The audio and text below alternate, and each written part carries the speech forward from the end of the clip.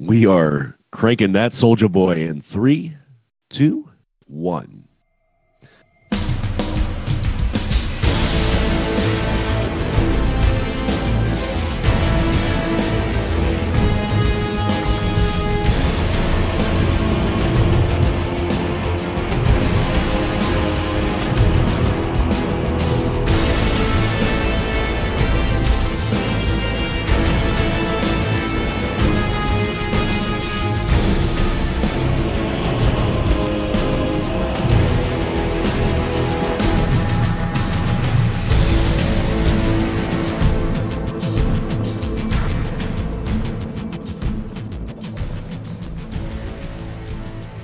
Hello, everybody, and thanks for tuning in to the Guardian Hub podcast, where we talk Destiny, bring on guests, talk about our love of the game, and, some random food talk here and there. Tonight, Kingsley is out.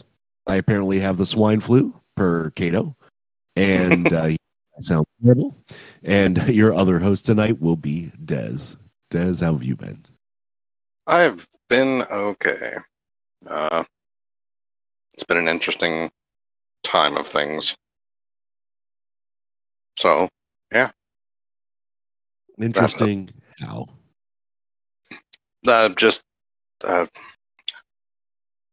It's always the I guess a curious time of the year because working in like manufacturing, our schedule gets a little weird in the last like quarter of the year because of so many like holidays popping up and like so much time off. And then it doesn't take, and like the first 6 months you have like of the next year you just have so few days off until starting right around here-ish.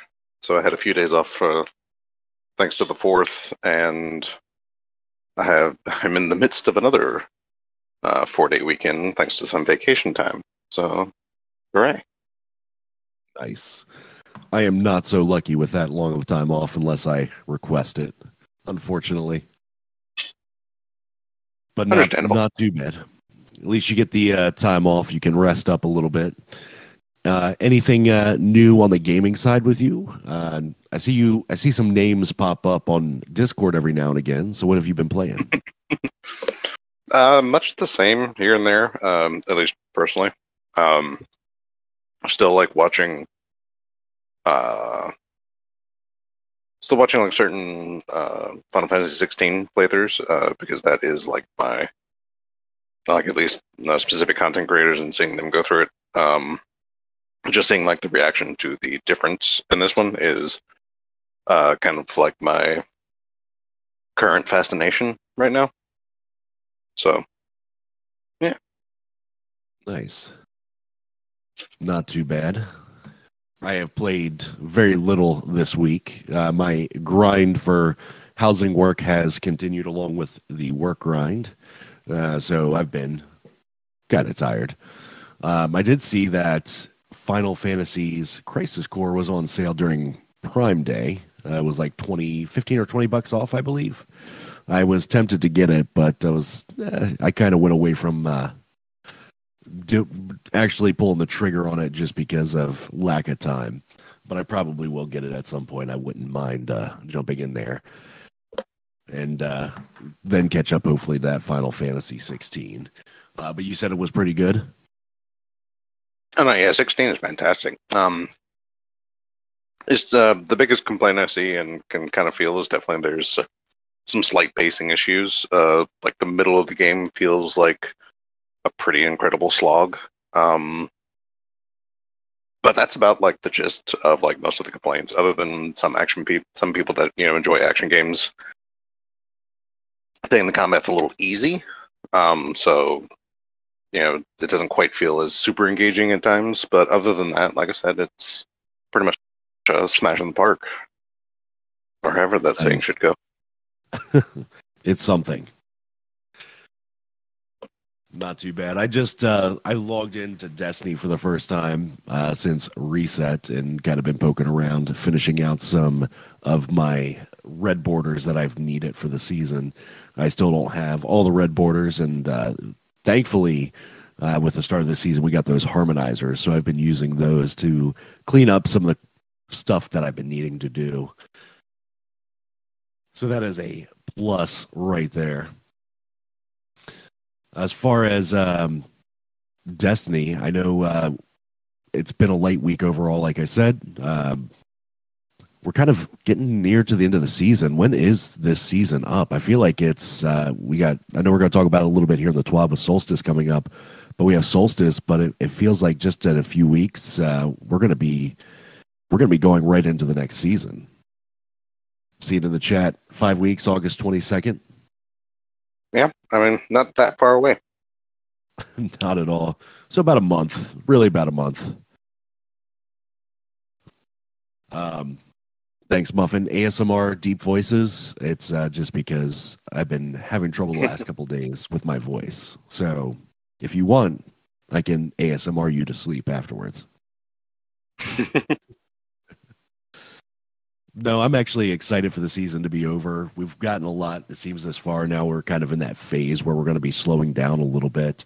Oh, yeah. I skimmed through it a little bit, but Des, why don't let's go ahead and knock out some TWAB, and maybe we can get into, before the show ends, we'll get into some After Dark.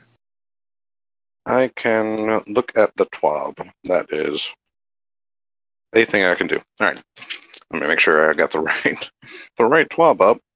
And I keep calling it TWAB, but it's really TWID, This Week in Destiny. Yeah, I keep forgetting about that myself. I don't think I'll ever really get used to that. Probably nobody will ever do that. TWAB wasn't even like the standard. I don't think. I forget what it was before This Week at Bungie. That was anyway, way before my time. Yeah, it was something else before This Week at Bungie, but I can't even remember that anymore. So, but yeah, sure. Let's see. They did some Crucible, or they want to talk about some mid-season Crucible stuff. Particularly, there's just like a couple of things. But yeah, mid-season patch is coming the 18th. So it'll be next week? Yeah, this coming reset, I believe. Yeah, I can't math. Okay, yeah, reset. But they're apparently going to be fixing a few out-of-bounds spots in Crucible, and Whisper of Change is going to be having some changes. Which they talk about mid-season Crucible, but the Whisper of change. No, in PvP, yeah. It's not going to be 15% damage reduction. It's going to be 5% damage reduction, which is going to be quite noticeable. And then, of course, they went and talked about a couple of things on how they pretty much entirely broke PvP, which is always a fantastic thing, because apparently they made a change to spawns, trying to help alleviate staggering spawns, essentially. So they turned down the importance of enemy sightlines for whenever you spawn back in. Which, for those that don't know, in Destiny before, if an enemy was looking at a lane, it would not spawn you in that location, just to prevent spawn killing, essentially. But they, again, for whatever reason in these respawn changes, they tuned that down to again try and keep you like closer to friends and turn the priority of where your allies were up. But yeah, this apparently entirely busted PvP spawns. And I believe there's going to be a hot fix after the mid-season patch. So yeah, PvP is going to be a little rough, with easier spawn camping and stuff. So, and they mentioned that spawn change happened in one of the previous patches, I believe. Is that right? When was it? They do mention exactly when, but I'm not seeing it. don't know if they mentioned the exact date. I think they mentioned like one of the previous patches. It was missed in the notes or patch notes. And I want to say last week or the week before when I was playing a little bit of Crucible, that I did spawn in enemy sight lines and didn't really notice it. And now that they mentioned it, it kind of stands out to me because I remember spawning a couple times and getting picked off pretty quick. Yeah. So yeah, that's going to be rough for a little bit longer. So yeah, they're also making some tweaks to the competitive division matchmaking. I didn't really read it because, yeah. Anyway, and then still there.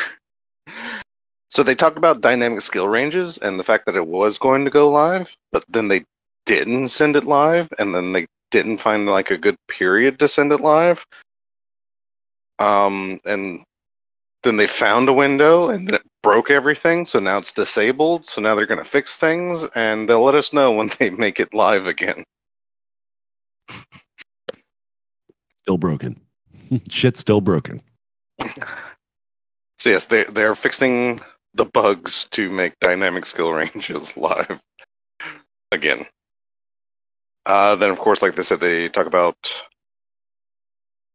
bit about Solstice. Wow, I tripped all over that word. Solstice starting next week. The Solstice armor is, of course, looking very dapper, as Solstice armor does. I will say that's usually some of the best armor of the year to me. Yeah, it does look looks pretty good. I was kind of browsing through these pictures, and Yeah. I've always liked Solstice armor, like you said. Yeah. It's pretty good. The glow on this year seems to be a little more subtle than they've done on previous years. But maybe Yeah. it's just these pictures. I don't know. Yeah, it almost looks like accents instead of Yeah. veins popping out of the armor like it was in past. Yeah, right. The hunter there with the strand glow behind the neck and just under the Yeah. chest plate. Exactly. Which I do like that kind of like in the hood like highlight. That's in like a great effect for hunters, I believe. That's like a perfect place. Yeah, it's pretty sharp.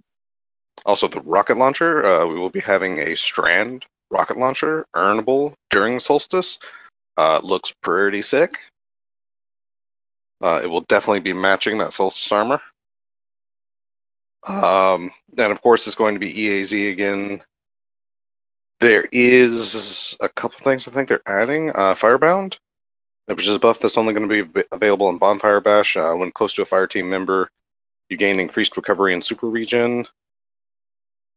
Flare, which is a buff that's going to be available in Bonfire Bash and the Vanguard Ops playlist, which will rapidly defeat combatants to unleash waves of paracausal fire around you, dealing damage to nearby combatants. That's an interesting choice. And we talked about playing Diablo, the last few weeks or so since Diablo 4's launch. But it almost feels like a aura that you can get out of Diablo, like with those like ice shields for the sorcerer and some of the other abilities that they have. That's kind of interesting. Oh yeah. Like I said, there doesn't seem to be any drastic or sweeping changes to anything about Solstice, so good luck with that. They, of course, do show us the winner of the Witherhoard ornament. It's definitely an ornament. Yeah. Witherhoard, because it's popular. Getting another one. Sure. I mean, for sure. And then, of course, they have a little stint on the... Oh, God, what's it called? I literally, like, just watched crap about this freaking weapon. The exotic Wicked Implement. There we go. Yes.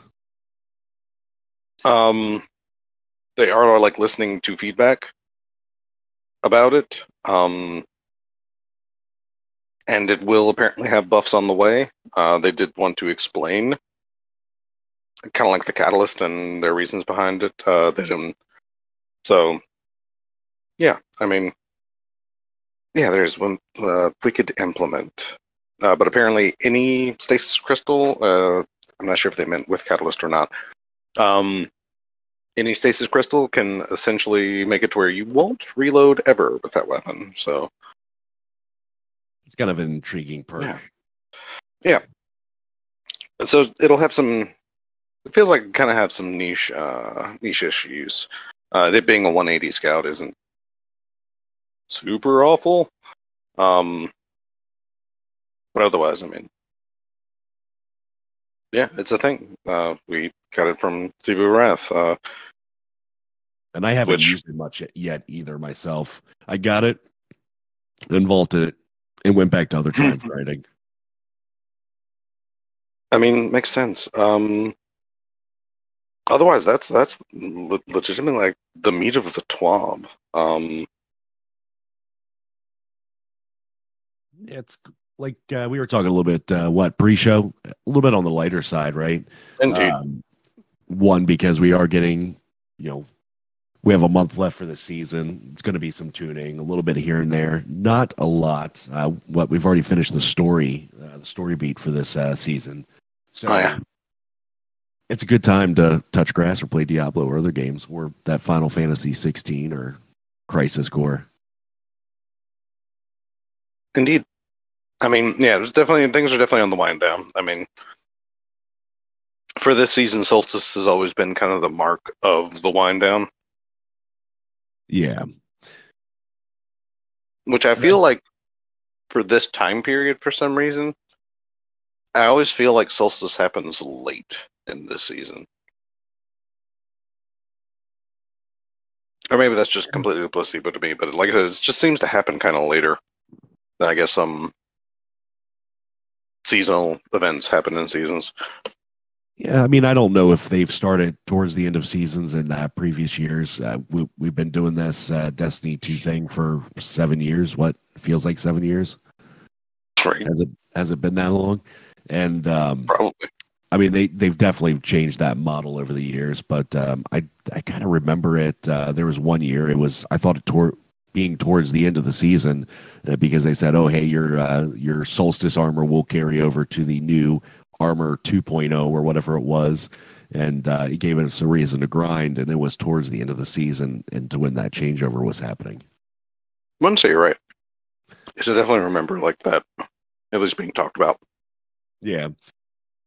Man, things have changed drastically over the years for sure.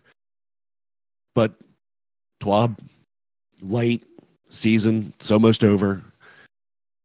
I say let's get into some After Dark shenanigans mid podcast. We don't even have to save it for After Dark. Yeah, I would say I haven't run much rating for the After Dark side of things. I do want to get back into that here probably this weekend coming up now that I'm kind of in the middle of my work month and jump in with the crew and start having a little bit of fun. But Des, for some outside of Destiny talk, any good foods recently? Not yet, per se. Because about the only like interesting new thing I've had is I tried the new volcano thing at Taco Bell. Yeah, it's more the sauce than anything because of course it's just product, but there's like this new like sauce. Actually, pretty good. So yeah, of course it's only if you like Taco Bell to begin with, which I know can be divisive. I personally love it, despite what it does to my stomach.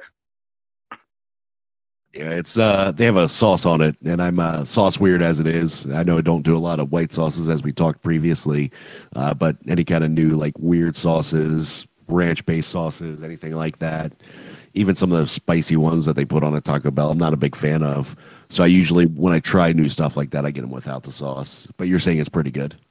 Yeah, well, that and the volcano sauce is a cheese-based sauce with some kind of like spices and seasonings. So interesting. It's not even white cheese; it's an orange sauce, Sen. So you're fine. Maybe I'm fine. But now, otherwise, me and the wife still have plans to hit up we actually found a ramen shop or a restaurant that serves like, I mean, I'm going to say the word authentic, but this is a ramen shop in South Carolina. I'm not super expecting super authentic. Like I said, it says like an authentic experience, so we'll go with that for now. But As I'm like super authentic as it stoked, can be. right? But I am definitely super stoked to try it. I mean, it's a bit on the pricey side, but I don't know. I've always wanted to try like one of these quote unquote authentic ramen places. So we'll see how that turns out down the road. And Kato with a late join. Uh, any bike or food stories? No, I just wanted to comment on the fact that we had a per se local ramen shop here. Mm. It didn't last very long, unfortunately, because So sad. yeah, I don't know. Apparently, it just wasn't popular. It has new owners. I have not been to it since the new owners took over. Nah. Well, maybe you should try it. I'm hopeful. Well, we have a ramen style shop not far from here in good old WV, but I haven't been there in probably over a year. But it's basically in Shepherdstown, which is one of the biggest college areas around. And last time I tried it, hilariously, that's the only reason it's still surviving. Well, I was about to say hilariously, our ramen shop is in the college town.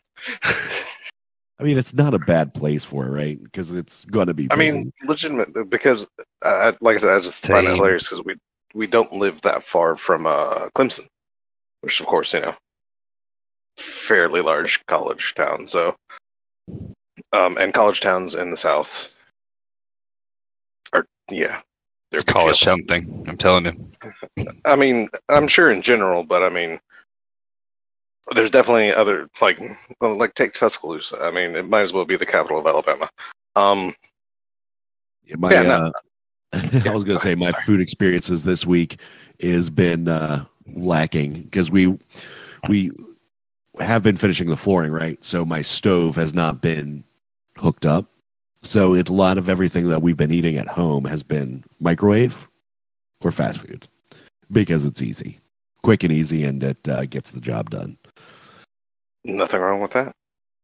Yeah, we have. I don't know how popular they are around you all, but we had a crumble cookie. It's a cookie shop. They had a couple down in Virginia area, but there's one now local to us that's opened up recently to us. And for those down in the Carolinas, I think northern. I don't know about South Carolina, Des, but Duck Donuts. One's going in about 30 minutes away from me, and their donuts are good. Nice. But as far as outside of food, we have a local cheesecake place. Talking about desserts now, they have I wouldn't say gourmet, but they have like their own cheesecakes that they make them fresh. I had one that today, and because my wife goes there plenty of times without me, but we ended up stopping there on the way back home today, and they had a lemon raspberry one and Twix, and they had like a triple chocolate one. I got the lemon raspberry, and she got the Twix, and both were delicious. The Twix sounds delicious. Oh, it was good. Like a very, very nice, like a regular cheesecake in the middle with a chocolate topping and a Twix on top. And I don't know what they do with the flavorings of the cheesecake itself, but that was good. They were both good, but I kind of want cheesecake now. Like, hold on. You like cheesecake, but you don't like white sauce? There's a difference there. That's dessert. No. That's a sweet. No. Proper cheesecake is a white sauce at one point. Yes, but it's not really a sauce. It's more of a batter. So Sin prefers white batter, not white sauce. Gotcha. Yeah. Exactly. That's why I have 3 kids. Fair. I told you we were getting into the after dark here before ending, so it might as well continue that theme. Rodimus says, "Call me out, thick and creamy." Love it, Rodimus. Mm. So since you're joining late, Kato, to the party, Mm-hmm. What have you been doing this week in gaming? Did some raids over the weekend. Of course. Still don't have all the red borders from Last Wish. A little salty. Kept getting armor. Of course. That seems to be a common curse with you. Yeah, Armor heavy drops. all the time. Especially when you have a goal for a weapon. Yeah. I'm one to say, at least in my memory, there was probably about 70 to 80% of raids like, yep, armor piece. Yep, armor piece. Hey, look at there, another armor piece. Yeah, it took me forever to get my Fatebringer from Vault. It was ridiculous. A lovely grind. Now I saw you instead of jumping on last night because I was off today. I was looking to see if anybody was on. I saw you over, I think, in Blueberry with a couple of PTP folks. Were you raiding or Crucible? We were doing better. We went in as a 6-stack and had some interesting matches. I think there's like 4 of us at one point that were all running malfeasance just for the fun of it. Nice. Nice. And, I forgot it's Banner Week. Yeah, it is Banner. That's like all I've done on Destiny is I jumped on, I think, Tuesday, kind of knocked out some of the seasonal challenges, and then Banner last night. That's pretty much all I've done. I didn't even hop on tonight like I was going to. I'm just here. Yeah, that's pretty fair. The weather that seems to. The weather we've had here has been miserable. It's been freaking hot here, man. Jesus. Yeah. I think it feels hot everywhere. Hot and sticky I know, outside. It's like it was kind of it was like dawdling in that like mid range for a while. But yeah, then just like 3-ish weeks ago or something, like the first hot day we would have for summer, and we already had a heat index warning when I woke up that morning. So it's like, oh, this is a great sign. Temp-wise, it hasn't been terrible. I think we've only had like 102, 103 once or twice the past couple of weeks, but we keep getting rain every weekend, and then throughout the week it's hot, so it's like 80% humidity, and I'm over it. Yeah, that just makes it all the worse. Like today, I don't even think it hit 95, but the humidity was terrible. Yeah. Yeah, I'm not a big fan of that when it gets too hot and sticky, but we're in July now, so before you know it, we'll be into the fall. I mean, it should be a nice, fairly cool winter, usually. Ish, maybe. I don't know. I still might not wear pants this year in the winter. I'm pretty sure that's Kato every day. I wear pants every day. Okay. So just shirtless. Got it. Yeah. For everybody who's listening, that's a mental picture. But are you really wearing a shirt at work? Yeah. No, multiple yes. shirts.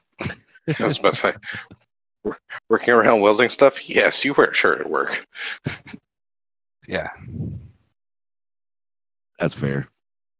Well, if you ever get bored, you can come help me do some house projects. I need to work at my own house. Like, no, you just need to get that barn dominium we talked about last week. Just for Mr. Monkey, because he wants more. He wants to know more about it. Yeah. If I could, if I would. Just do it. The best things in life are spontaneous, Kato. Yeah, except that's not a cheap spontaneous. No, but you can make it happen. I have faith. Yeah, don't know about that. Yeah, just put yourself in crippling debt. It'll be fine. Right? I'm good. Like,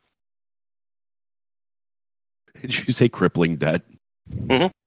Yeah, that would definitely be crippling debt. That's true. It'd be a small mortgage. Small. You're going with small. Small mortgage. Yeah, 30 I mean, years. You got this. comparatively, yeah, it could be bigger.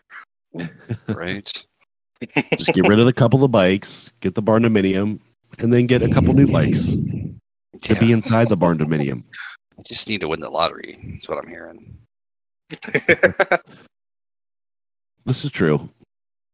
I would like to win the lottery myself, but that means I'd have to play. Yeah, pretty much. Pretty much. Well, that's all I got for this week.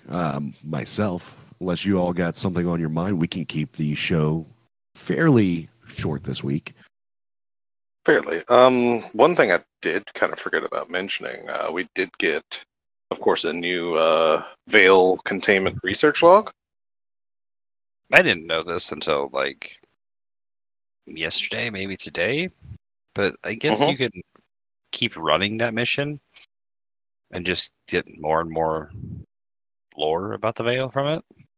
I mean, there's what, 9 research logs now? Yeah. That I believe is a weekly release, and someone mentioned you can. It's not like gated, I think, so you can like keep doing it to catch up. So I think. now that it's all done, you just got to repeat the same mission 9 times to get them all? Yeah, potentially. I mean, I don't know. Ugh. But I do know this one is it's definitely a bit of the boggle, and I can't wait to see what they do with it, because this seems like something that they're going to do something with this. Considering the big reveal this week was Lakshmi 2. Not only is technically from Neomona at one point in time, but also apparently was one of the brain dead exos that I guess got too close to the Veil and thus got wiped. It's brain dead. But apparently has an imprint of the mind of Maya Sundaresh. It's interesting. Which kind of makes her sort of a clone of Maya Sundaresh, but more like Banshee is to Clovis Bray, potentially.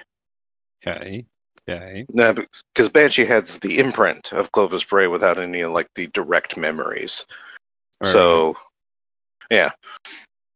So, like I said, now that I'm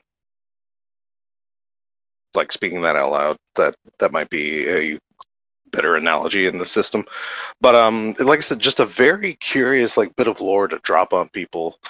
Not even like taking into account like the ramifications of saying, Lakshmi 2 was kind of a different Maya Sundaresh.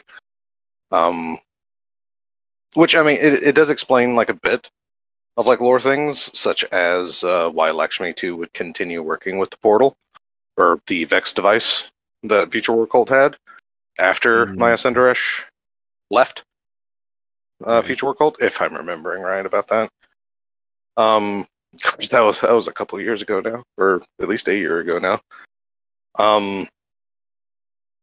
And a lot of like just her overall motives and such just kind of instantly get questioned on just fundamental levels. But like I said, more curious to me is just the fact that they would decide to drop that in our laps now, especially so late in the season. Or, just kind of at all is like, what's the payout for that going to be? Is this leading up to something big in the next season?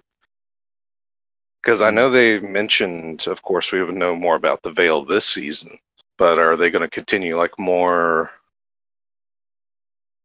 what I affectionately call what should have been in the expansion, like type stuff? Lightfall, there we go. Yeah, what should have been in Lightfall? Probably. But I don't know, like I said, it's just curious that they dropped this. Like, this is a pretty big like chunk of information to just say, kind of wistfully like this. So I'm kind of curious what the payout's going to be, if anything. I mean, I hope it goes somewhere. I hope they don't just like, oh, here's all this information, and now we're gonna just ignore it. Right. That's kind of what I'm fearing. Like they haven't really done that before that I'm aware, at least right off the top of my head. Well, they probably have, because I mean, there's the whole thing about Oryx's soul being in touch with malice that's still not really being touched on. But that's kind of like the inverted. Like they dropped that information on us in the Taken King, and then like they're kind of like ignoring. It's like everyone's ignoring the fact that Oryx's soul is still in touch with malice, which is very curious to me. Just every time Oryx gets mentioned. Oh, and I did come to a potential realization of considering Oryx's soul is still alive, that might be why his body is still growing. Yeah. Because he put his soul in touch with malice so he can continue to feed. So that could very well be the reason for his continued growth after death. Because he's not really dead. Anyway. Yeah, beyond that, I mean, like I said, I'm just very curious on like the payout and where that's going to go. And hopefully it's somewhere. That is interesting. Who knows what it'll lead to? Right? Because there's a lot of places it could go, but also like the main story just kind of, I mean, you know, we're talking about like the culmination of the saga here. Right. And of course, the main story right now is, you know, the light and the dark has like met and fused. So what's going to come of that? And I feel like that should, of course, obviously take precedence. But again, bringing up this is a pretty big, juicy piece of information just to pop up that has to be relegated to, at the most, side seasonal stuff, essentially. So we'll see. It could somehow like tie into Final Shape in some way. I don't know how it could, but you know, doesn't mean Bungie writers don't know how it could. True. But yeah, Yeah, time will tell. I mean, I think over the next couple seasons, we're going to get more and more. Hopefully, I do hope we continue like at least. Yeah. And that's the thing, because they told us like we were going to know more about the Veil, and I feel like these Veil containment research logs haven't really told us a lot about the Veil. and I think I've only done one. Yeah, I've only done one. I did the first week. I got the new gun, put it in the vault, and went, okay, that was cool. Because I didn't realize you were supposed to do it every week, I guess. Nice. You know, or you can just check out the Destiny Lore Vault and go through their Veil containment playlist. I mean, yeah, I could do that. Which I mean, see, that's the thing. Like I said, Lakshmi 2 being like, you know, an imprint of Maya Sundaresh is one piece of information that's like they're just kind of tossing out. Like I said, if this is the last one, then I was kind of hoping there would be more, because this is not like a great note to leave on. Because we also have like the very question they rose themselves in these things, and like potentially Cloud Striders being hijacked Vex Tech.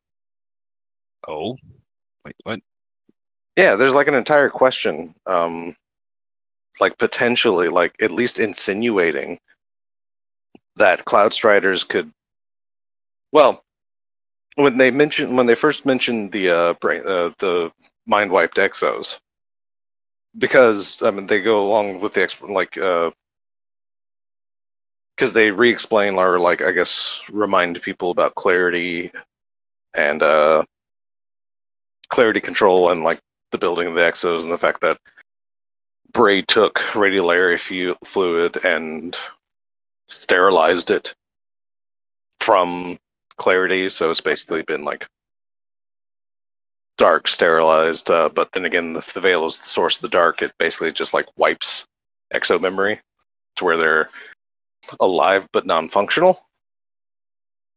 And then they also within that same like lore drop mentioned that Maya was looking to use these mind-wiped exos and like potentially incorporating Vex tech into something. So literally, Nimbus pretty much questions, just like, am I part Vex? And Osiris has to tell me to say no. Which does lead to one of my favorite Nimbus lines, actually, which is, "Can I time travel?" And Osiris going, "Let's hope not." But yeah, so like I said, there's a lot of like questions that this veil containment stuff has raised that now we don't know where it goes from here. Right. Like, did they just mention the Vex tech and the mind wiped exos purely as the precursor to what Maya Sundaresh did in Future War Cult? Because the machine, the like, future seeing machine that Future War Cult had was Vex tech. And if she was trying to essentially make a mind copy of herself to work off of, potentially, I mean, that could make sense because there was that time that they were trapped with copies of themselves and, were able to escape a Vex simulation. Again, if I'm even remembering that lore right, there's so much I probably should have, and I, need to refresh myself on. But no, so yeah, there's a lot of stuff. And also the entire question of, it's like someone posted in one of the lore things, it could very well be, because interestingly, the concept of the Vex is the fact that they're so in tune with the way the universe works, they can time travel, without any kind of space magic. It's like they just have that fundamental knowledge of the universe to be able to literally go to any time and place. So why aren't they more active? And someone posed a question or postulated or something, some question that, what if they're just basically, what if after Final Shape, the Vex will be the ones to step up into main antagonist role? Which would honestly be the most logical thing, because I'm still of the mind that the whole quote unquote end of the Light and Darkness saga is kind of the end of Light and Dark. And the only thing stopping the Vex from really overcoming anything from Light and Dark is the fact that they can't simulate, so they can't predict paracausal forces. So yeah, why not just chill out and wait until these two big threats at least dwindle each other down? That's strategy 101. Right. I didn't even consider that, actually. Yeah, that is an interesting theory. Because there is... Sorry? Well, I was about to say, there is lore, at least from the start of D2, that Vex activity had decreased since the Black Garden incident. Huh. And because it was postulated by Ikora in early Destiny 2 lore, I believe, that we did something to their minds, so we're actually slowing down their work.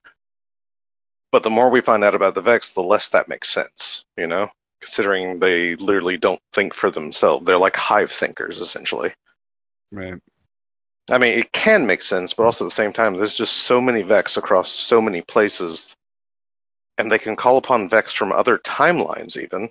So, I mean, how can we really slow down something that seems to not be able to be slowed down? So it's just an interesting thing that, I was just thinking, we're kind of, we've made allies of the Elixni, well, some of them, the Cabal. It looks like we're going to be making an ally of most likely the Lucent Hive this next season. Potentially. So that would just leave the Vex. And I don't ever see us becoming allies with the Vex. So I mean, their entire goal Yeah, their entire goal is to be the last thing alive. So Right. So I think that's a pretty solid theory that after final shape, that it'll literally be no more light and dark, as they've said, and it'll just be time traveling Vex problems. yeah, which of course, like I said, narrowing down paracausal forces would be the. I mean, again, it would just make sense. So is that way they were And trying to like get access to the veil? Or were they trying to get access to the veil? Was so they could better understand the paracausal forces? you see, okay. So one confirmation of the fact that they can't simulate paracausal forces was Asher. Just like, well, that was last season, right? With Excalibur. Yeah. Because Asher actually, even as of X himself, had to like manually keep up like his simulation. He couldn't like it couldn't be like an automated simulation. Right. He had to like manually keep it up on his own, which I think is one reason why he let himself become a Vex, probably. Is to like just be capable of that. But no, I mean the only time we know of that the Vex could simulate a paracausal force was Curia. And she was taken, or it was taken. Right. I don't know why I think feminine when I hear that name, but you know. But no, yeah, it could only because that's how Savathun controlled the Taken for a short time. Was Curia was simulating Oryx Right. to such a degree to tell the Taken what to do, essentially. But that's the only instance of the Vex like properly simulating a paracausal force, and it was itself taken over by a paracausal force. So I don't know, but I mean, it's not like they've always had interest in, of course, at least attempting to simulate paracausal forces because that was what they did with Saint 14. They couldn't Right. take him down, so they made a Vex that could drain him of light. It's not like they could do anything with it, but they could at least drain it from him. So I don't know. That's like I said, just from what they've been capable of. Like they've danced around that entire line of them not being able to simulate paracausal forces, but they've done a lot with it. It's because, like I said, they could drain the light from Saint 14 to kill him effectively. And then you had Curia, who was a Vex, but kind of kept his own will. That could. So, I mean, it's just a fine line. It's kind of terrifying that potentially the Vex are just potentially just waiting and lying in wait to see what happens when the dust clears with this whole final shape thing. And I'm hoping if the Vex is it, I definitely want like balls to the walls, time traveling, like butterfly effect crap happening. I definitely want, because the Vex and the lore at least have always been like kind of the greatest threat. I mean, even from like D1 vanilla. Like the Hive were mysterious, the Elixir were pirates, the Cabal were warmongers, but the Vex, time traveling murder robots. They've always been like front loaded into like this scary menace that hasn't done anything. Right. Comparatively. Like, we've definitely found out more about the Hive, and they're slightly more terrifying these days.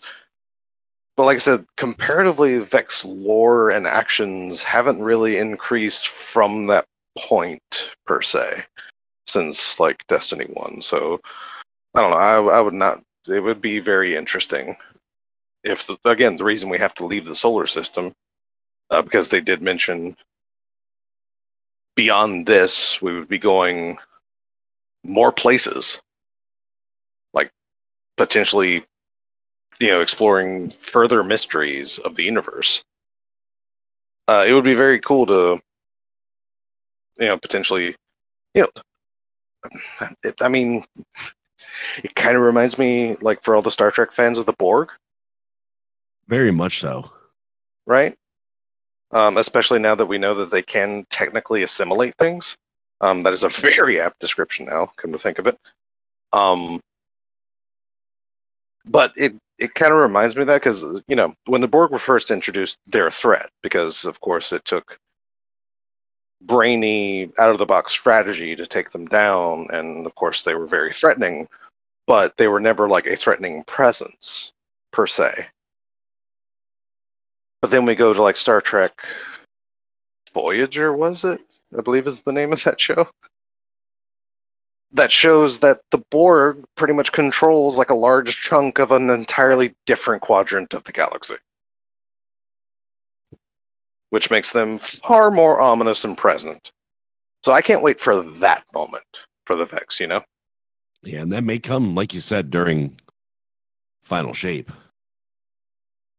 No, post Final Shape. Or post. Potentially. Right. Like I said, it would give us the biggest reason to go outside of the solar system, I believe, also. And like really explore. Yeah, like really explore the universe, like en masse.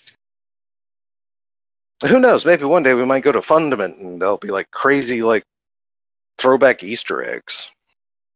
Doesn't make you wonder. I mean, they talk of various other places in the universe and various bits of the lore. Yeah, like what was it, like this? I forget the number, but Drifter claims to have visited one of the tombs of Nezarek. Third tomb. Third or fourth. Yeah, right. Yeah, right. But yeah, it was definitely, and it's like, do those actually exist? I mean, because there's a lot, like especially now, there's a lot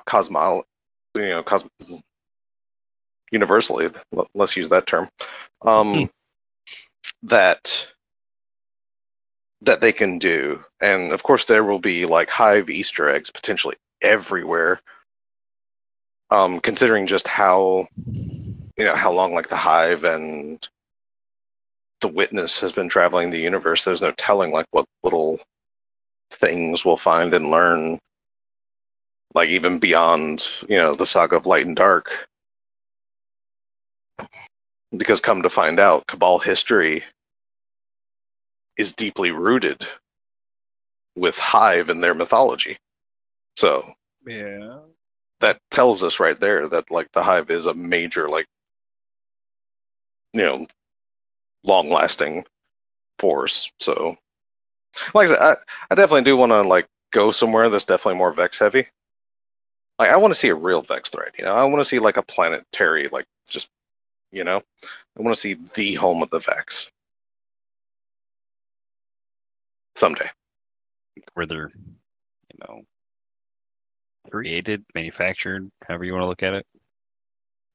Who knows? Because I mean, like, because the Vex itself are like a organism pattern thing residing within the radial era. So does every bit of radial era we see contain Vex intelligence? Or is it just for the possibility? Like, they definitely procreate. They definitely like expand because again, that was their primary like function anyway. Right. As a pattern, is to like spread and grow essentially. But yeah, exactly like how. Like, there's definitely a lot more that can go on like with the biology of the Vex. Because I mean, they're definitely alive to some degree. But what do we do to them? Like, just because we damage the shells, which we know aren't that important, doesn't mean very potentially we've killed like legitimately 0 Vex. Right. Like potentially. Just because of how their biologies could work. Like sure, we've trashed like millions upon billions of shells essentially. But it doesn't mean we've made any actual dent to the population of Vex. Yeah. I just contributed some to that killing of shells here on Terminal Overload. All that talk with some of the stuff, it made me want to jump back into Europa here and just kind of poke around. You mean Neptune? Nice. Yep, that one. Not Europa, Neptune. I knew what you meant, at least. Right. Well, I mean, what was it, Kato? some like So many possibilities now. Yeah, there are. There really are. And who knows? They could actually pull a complete switcheroo and introduce something brand new. Because why not? Right. Because, I mean, that's another thing, I guess, to take into consideration. Because the Awoken Home dimension. The tributary? Tributary, there we go. I keep wanting to say distributary, but Maybe it is the not, so it's distributary. not right. I don't know. Yeah, exactly. It's one of those two, for sure. It's something airy, for sure. But no, like, yeah, their home dimension is basically a black hole where they just decided to live. So, I mean, what if there's more like that? Well, like the species or race that Nezarek is. Like, where's their home planet? Like, we know with Rolk, Exactly. he was the last Lubraean, so Yeah. that's out of the question. But like, where did the Tormentors come from? Where is Nezarek? What is he? You know? Right. I mean, he's a dude that's dead, revived, and we've personally killed him. But yeah, he's definitely, and they've hinted at ties with Scions to him, Right. in ways. Yeah. So it's like, is he steeped or somehow potentially related? I think it's a similar species, actually. I mean, it could very well be. Like, it could be, They or at least come from the same planet, I think. What would it be called? I guess just a similar evolutionary line. Like whatever Nezarek was could be, like, his race could have become the Scions. Yeah. You know, kind of like a, I guess, Neanderthal to human. Yeah. There was something in the lore, I just don't remember what. Hammer mentions in the chat Scions worship Nezarek. Yes, that is one of the raid lines. Yeah, the fact that Scion, or I can't remember if it was in the raid or if it was in the Whispers when Lightfall came out, but actually, there could be references to him and Scion, like a reference to connection between him and Scions in both places, to be honest. But yes, there has been, like, stated, hinted connections between him and Scions. And then, of course, there's. Sorry. That's why I was thinking it was something to do, like, they're from the same planet or the same subspecies, or there was something that was more than just, like, them worshiping him, per se. It was more like, I don't remember what it was now. Right. Like, there's definitely so many avenues that they can go, and if we can, like, open up the universe and, like, explore, I mean, legitimately, just the sky's the limit. If we're no longer, like, constrained to our solar system, Right. because there's just so much that we can go and explore. We could potentially, like,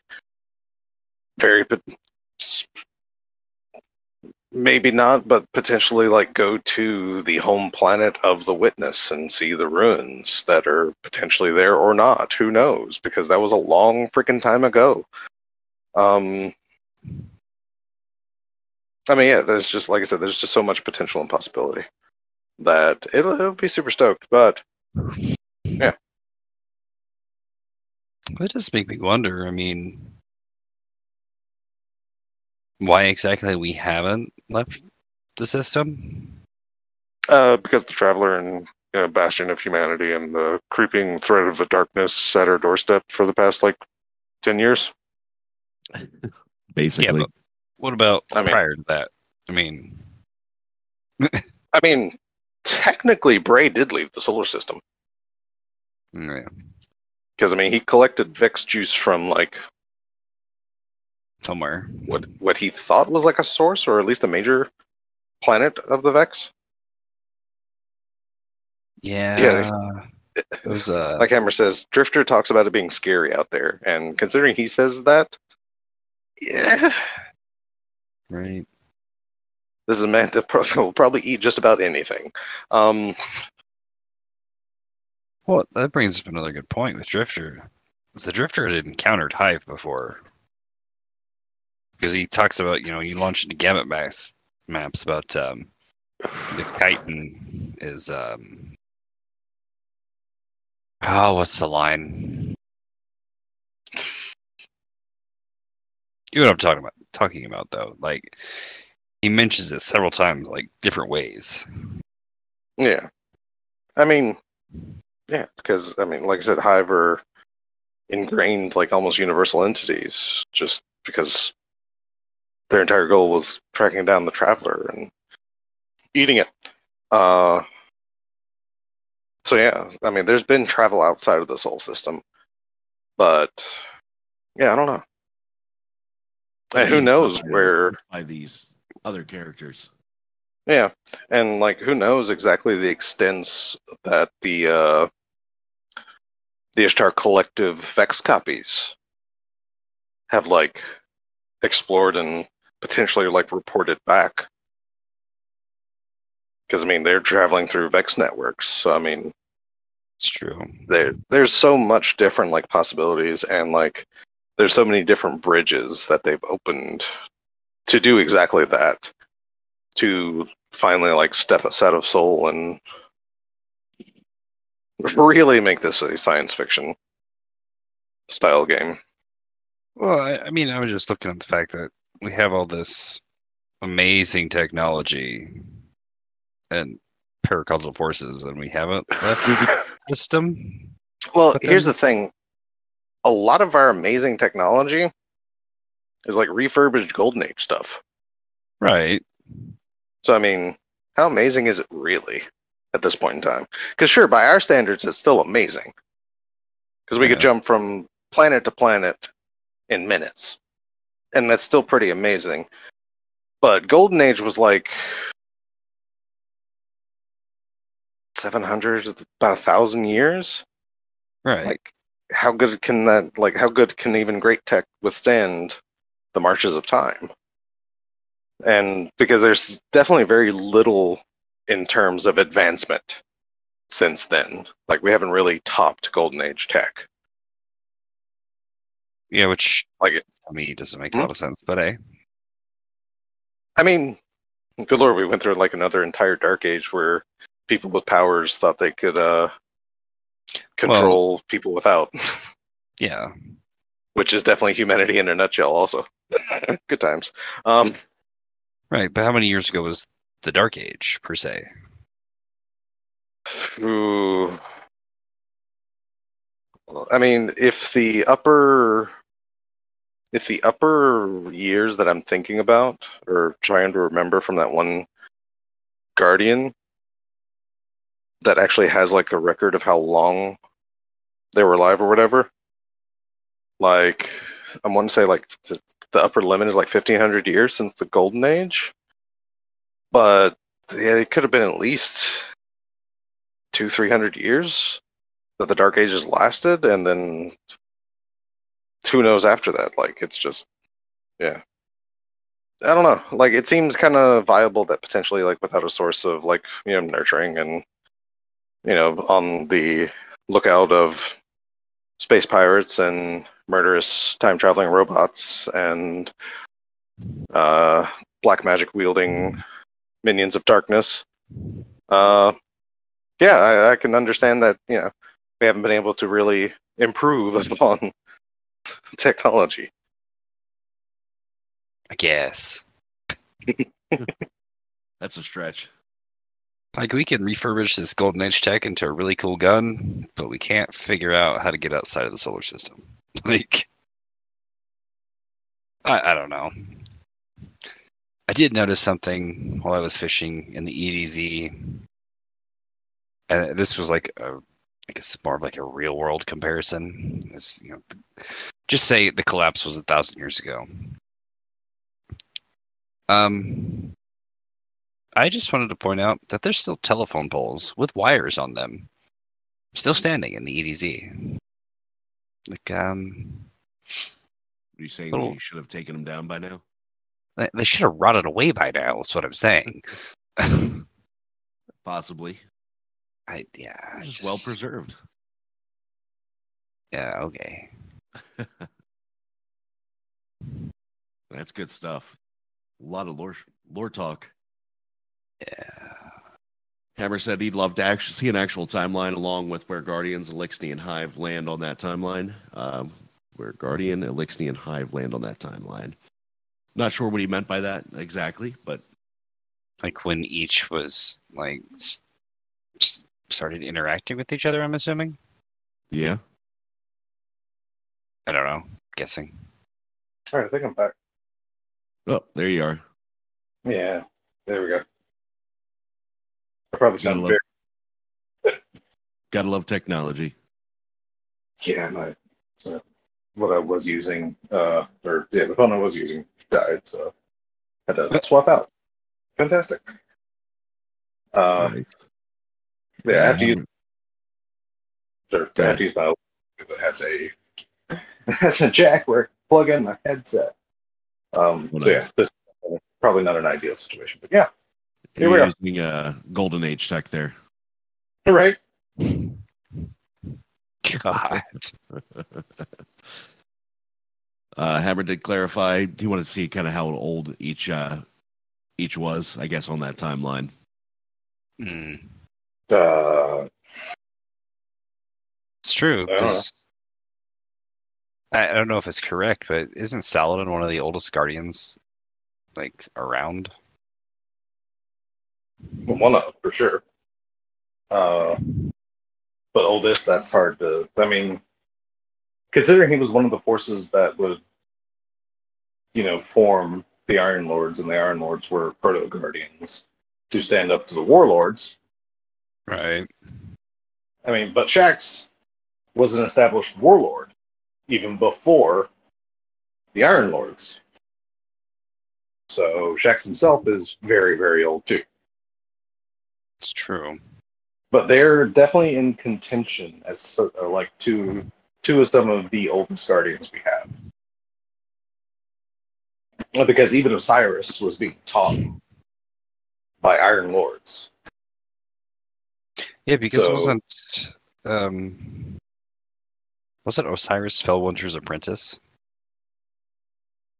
Essentially. Actually, I do believe it was Fellwinter.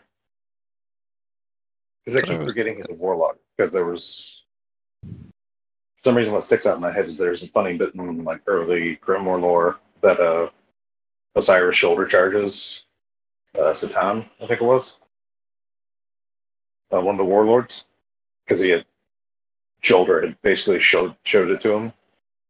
But anyway, yeah, I think Crazy. so though, because it was Fellwinter and someone else. I want to say Petroon or someone, and potentially like one of the Iron Wolves as well that he really studied with. Right. Yeah, that's kind of making Yeah, Varix and Aramis are also quite old, considering they remember Reese before the Whirlwind, Right. which was pre Before our Golden Age. Right. But I mean, if you want to talk about like the oldest entity, just period, that's definitely Witness hands down. Well, yeah. Because I mean, who knows how long ago that was? But no, yes, like I said, as far as Guardians, it's definitely got to be like Shaxx or Saladin. That's probably some of the oldest, just flat out, just because of like circumstance. Right. Well, that is. Well, no, that's not true at all because there's a Guardian. Well, he has the oldest. There's a vague like Guardian reference of a potentially Guardian that was risen like right at the collapse. That like is part of the hidden potentially. Oh. So that can be like potentially the very oldest Guardian that we have. But again, there's only like there's only like two things I think in the lore about this thing or about this guy. So there's not like a lot of information there, sadly, that I'm aware of. Like I can't even remember the guy's freaking name. Yeah, I'm not sure on the name. No clue. Well, good stuff. Yeah. It's gonna bring up another point though. Is like, do you ever think we'll actually get like just a singular guardian instead of having to be class specific? Meaning Exactly. having everything that we have now over the 3 all in one. Yes. Where they go more like a true, I guess, RPG where you can spec into certain things instead of having to be defined by a class. Well, that's not really a true RPG. Well, you know what I mean. I mean, that's like an Elder Scrolls and like a Dark Souls style RPG. Still, But if you want to talk about like some actual RPGs, there has to be class restrictions. either way. I don't know. Busting your balls. Uh-huh. Revisit modern RPGs. What RPGs have evolved into? Like, That do was you it. Thank think? you, Hammer, for Sin Aret. SEN-ARET. I believe that's him. Or just like old as balls. Because I think he was risen sometime around like the collapse. I think. Because I think there was some like lore saying he was some 13,000 years old or something like that, or 1,000, 1,300. Sorry, not 1,000. Let me bring that back a decimal point. That's either way. Yeah, it's like I said. There's only like, as far as I'm aware, there's only like 2 things of lore on them, and one of them I think is like collector's edition stuff or something. So I mean, that's yeah. So you're saying about RPGs? Yeah, I was just like, do you actually think we'll actually get to that point with Destiny, or do you think we'll still be shoehorned into the 3 separate classes? Definitely going to be shoehorned into 3 separate Yeah. or the 3 classes. I Like, agree with just Pez. Because I mean, even like that's just, I don't know. It just kind of like makes sense, you know. That, and they, especially now that everyone has their own distinct aesthetic and such. Like, I don't know. It would be hard to think of like mixing and matching all these different aesthetics.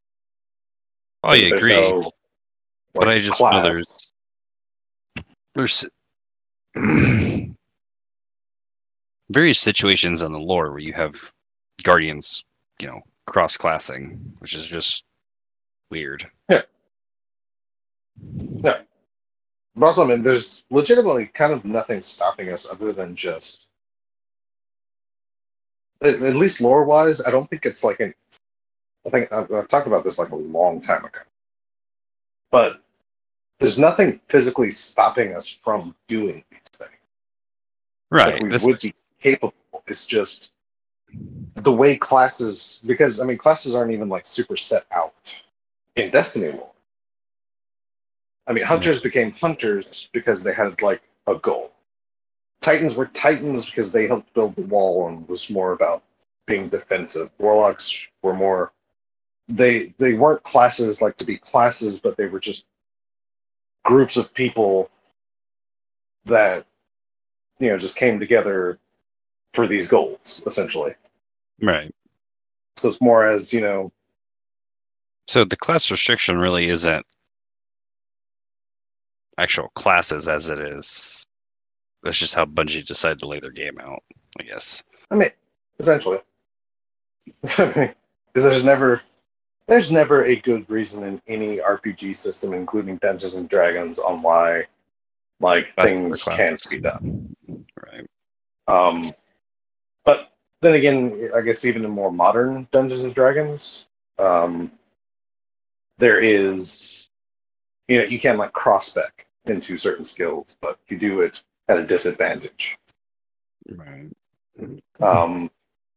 Now, I could potentially see like something like that, maybe, where you can potentially do a thing, like just super maybe. But again, it would be a very hard.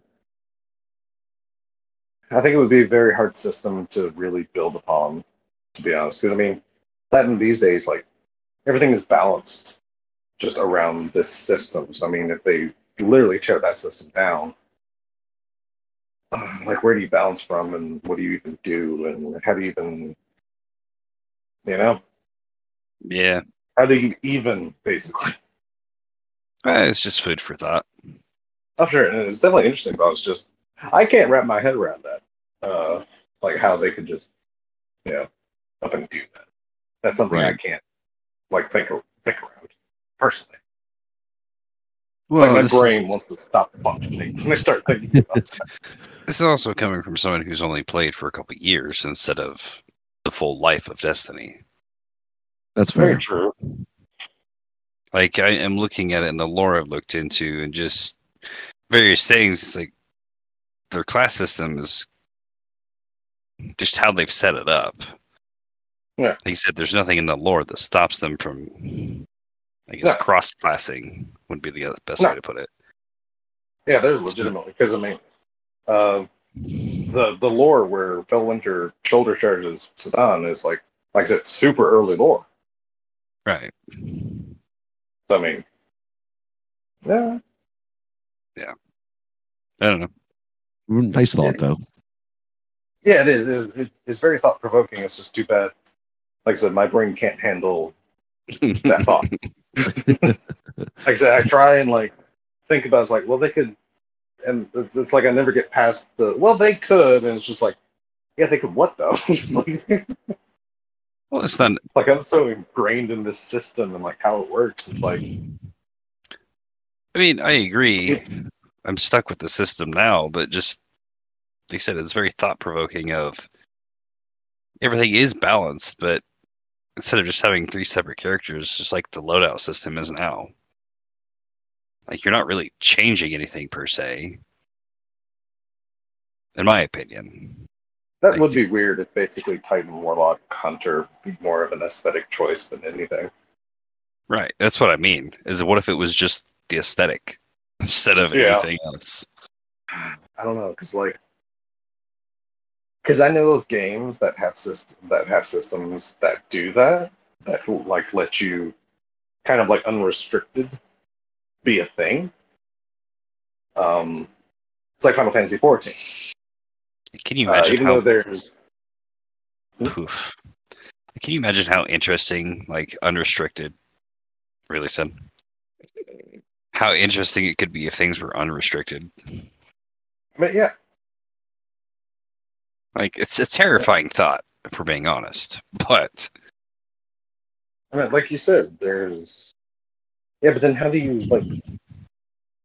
like weapons is fine, sure. What about armor? Like you would have to, at the very least, like exotic armor, you would have to model to be able to work with anything.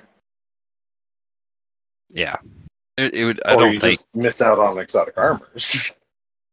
Yeah, Yeah. My brain has finally made it that far. Like you got me down the path that I could follow a little bit, but now we're stuck on. Yeah, but there's exotic armor that does a lot for like classes. well,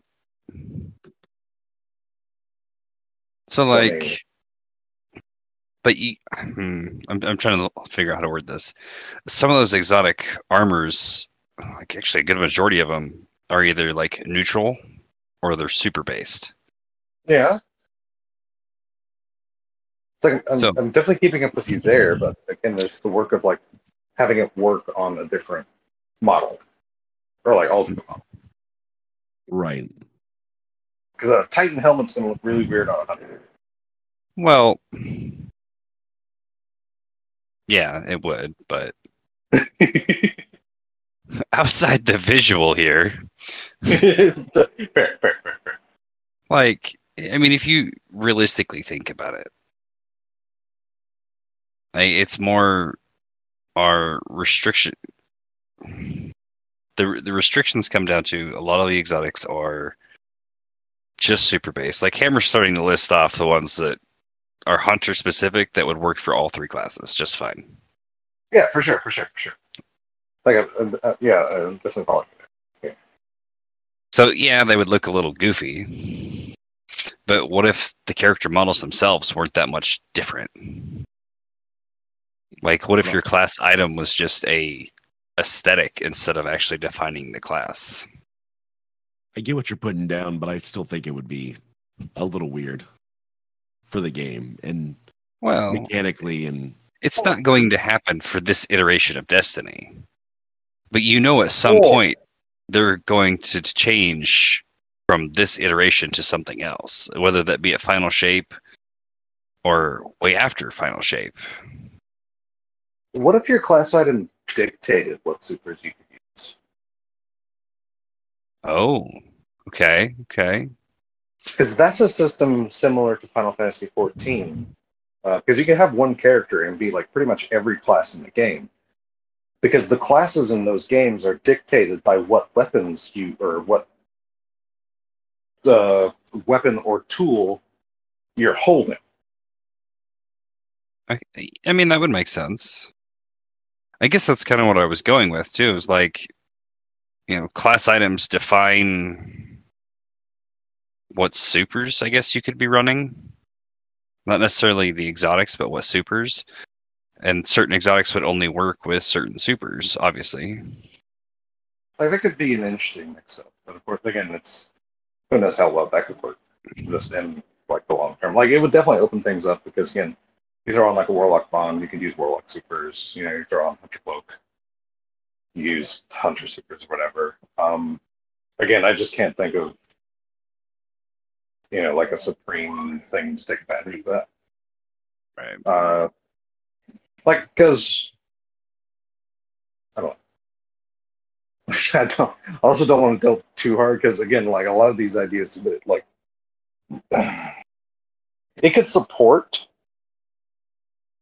like a singular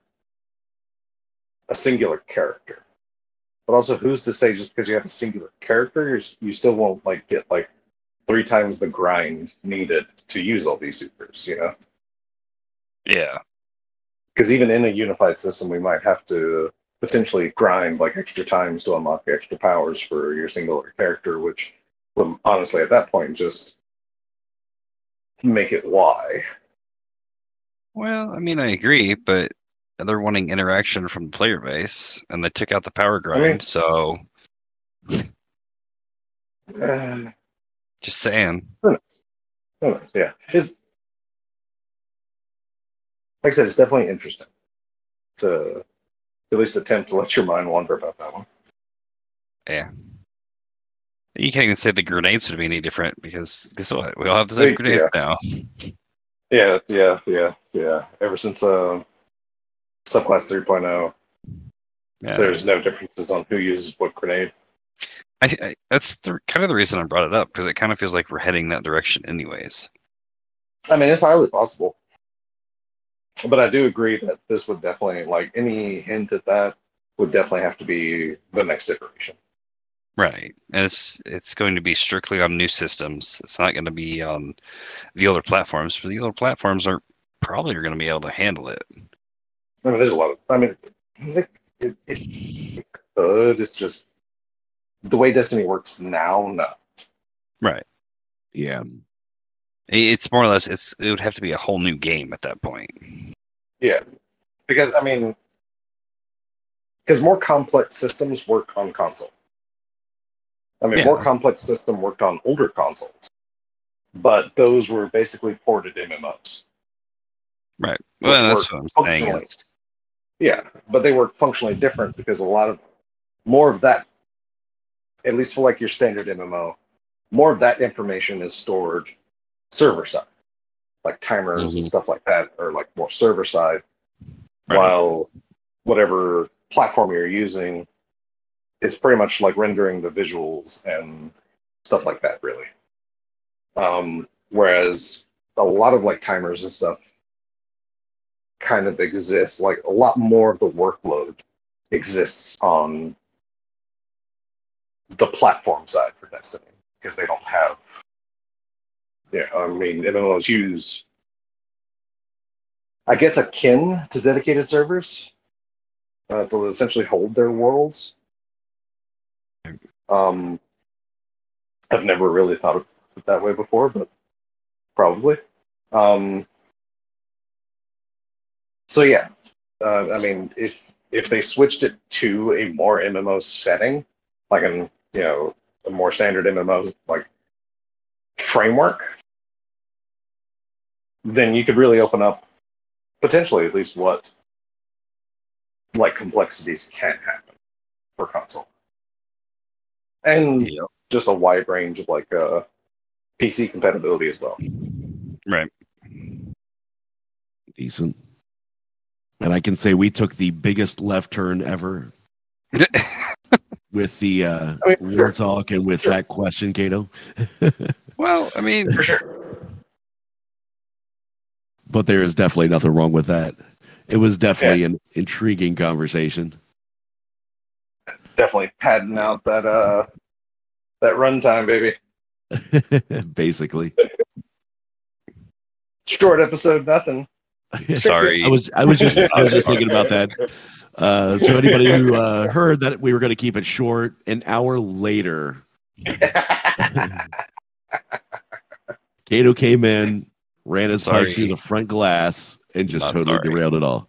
You see, Yeah, this was the only downfall of that when I was playing Destiny, doing anything with Kato. Because afterwards, we would get stuck in 3 to 4 to 5 hour conversations of speculation, lore, mechanics, what's going to be good, what's going to be bad. I loved it, but also at the same time, I've had many rough days at work because of it. Right. I feel that. Exactly. And Kato's even an earlier time zone, so it's not late for him. I mean, Fair. Yes. Also, Hammer, Bungie does like the 3-character system. Hilariously, it was apparently when they were designing D1, it was almost going to be a 4-character system. wait, what? Yeah, they originally were designing D1 to work with 4 classes, not 3. But apparently they couldn't like really differentiate the 4th one, so they just ended up cutting it and running a 3-class system. Interesting. I would also like to point out that Lord Saladin has a cape. So. I mean, yeah, but again, we were just talking about, old Guardians and like not really giving a crap about the rules. I mean, good lord, you had Osiris freaking one of the best moments that I wish somebody would turn into like a cut thing that has some kind of like, they don't even have to have decent like super decent art skills, just a decent dual wield animation. Dawnblade and slams one into a well. Like slams. Yeah, like dual wielding Dawnblades, turns one of the Dawnblades into a Nova Bomb, and then creates a well out of the second one, and it's like, excuse me? He like, also not even wears just like 3 exotics too, so yeah, I mean, very true. I'm pretty sure it's just hacking. Legit, he was OP. See, that's why Sabathun took like that's why Zibo Arath took his light away. He was way too OP. He needed a nerf. And now he's just getting old. I mean, that is kind of interesting, though. I mean, I understand why they do it from a gameplay perspective, like why you can only run one exotic at a time. But can you imagine the fun you could have running multiple exotics? Like, I mean, yes, but also you very quickly realize why that's busted. Oh yes, 100%. I mean, just the stupid combinations of things like Star Eater scales with like shards of Galamor, like that could be slightly busted just by, and that's not even a good comparison of things. That's just like off the top of my head 2 random things that work together that would be just stupid. Yep. I was thinking like not even including like any invis exotic for a hunter, like what Graviton Forfeit plus Gear Falcons plus like Star Gear Eater. Falcons plus Star Eater plus like Liar's Handshake or Capri Sting Caprice. that does more damage. That does more damage while you're invisible and doing a melee. Yep. It's Caprice. So, like, right? So yeah, Gerfalcon, Graviton, Capri Sting. Like, how quick are you going to murder things with those stacking properly? I have a proposal. We make a change.org, and they give us a horde mode where you can run all exotics. Just to watch how fast things can die with these combinations. Yes. Because, I mean, good lord, even Titans that, like, have some... I don't know them as well off the top of my head, but every class definitely has, like, that dumb combination of things that can just probably break the game just utterly. Well, yeah. All I want to say is thanks, Kato, for bringing me into fishing. I got an exotic. Nice. See, Hammer agrees. I just saw that comment pop up. Hammer would pay full price for exotic horde mode. I mean, there's probably a lot of people that would pay, like, at least a season price for that one piece of content. Absolutely. Yeah, I'd pay $15 to $20. Fuck it. Right? Like, it would be very entertaining. I mean, for sure, because that would definitely... Because, I mean, it would definitely last probably longer than it should, just because of all the dumb combinations of exotics like people would try out and like run it, you know? Mm-hmm. It's a good question we can pose to the audience. How much would you pay for an exotic horde mode and being able to run all exotics? And it even helps the content creators because they're going to have videos for days about, I ran this dumb combination in horde mode, you know? Or like, what would it be worth to you to be able to run 4 exotics at once? I mean, Because I'm sitting here thinking of $50. combinations. Jesus, hammer. Like, I would agree with Kato. It's like $10 to $15 would be an easy yes for that. 20 would probably be a slightly harder yes for that, but would probably still end up being a yes. Like, to be honest. yeah, I mean, I don't think it'd I go probably over wouldn't go 20. much higher than that. Exactly. Yeah. But yeah, I mean, that would be probably my upper limit for that, personally. I mean, all thumbs free is the best, but again, we have to remember It is this is a Bungie. business. Well, it's a business. Yeah. What makes me not even wonder. Kato's, First rule, What? great. I was like, Kato's going down a rabbit hole. He was like, I'm wondering. And I could just see that thought bubble over his head. If you listen closely, you can hear the hamster running on the wheel. Well, I'm just sitting here thinking, there's not really like good hunter exotic legs that really benefit from running multiple. So Yeah.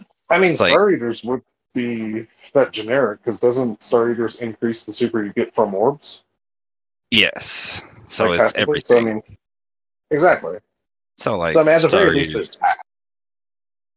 like Star Eaters, Raiden Flux. Just the absurdity of things you could combine. Ooh, Assassin's Cow. Yeah, That does something with highlights. Forget what. I never used it, so. right. Yeah, even all thumbs. Seriously, pay $15. Yeah, Mm-hmm. Hammer with the real truth. We would never be able to play. We would crash the game every time. Probably. Servers Probably. are down. Right. There were reports all across the nation of consoles and PCs frying themselves trying to keep up. Like, Spontaneous house fires bust across the nation. right? All of them Destiny 2 players. Sheesh. Yeah. Good rabbit hole. We can, why don't we cut it there? Yes. Before we keep going. We might get into RNG cast levels of rabbit holes. We can get there. That's before my time. Right. Yes, it was. Kato, master of barn dominiums. Tell people where they can find you. Mostly in the Discord. Well, yeah, that's pretty much it. The Discord. I haven't checked Twitter in like 4 months, if not longer. So yeah, the Discord. Dang. You're getting into Des level of checking. I don't I haven't checked it in so long, and I really. think it's super good. I don't really do socials, so you know. Yeah, it's probably a good thing.